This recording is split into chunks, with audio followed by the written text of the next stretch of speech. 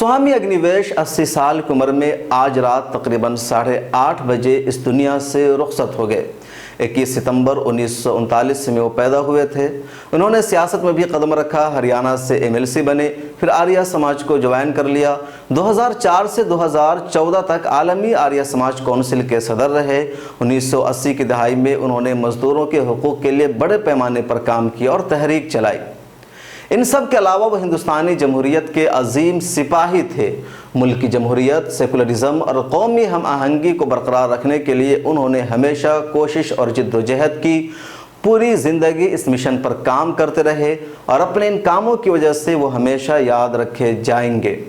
मुल्क की यकजहती, गंगा जमनी तहजीब और हिंदू मुस्लिम इत्तेहाद पर भी खुलकर बात करते थे।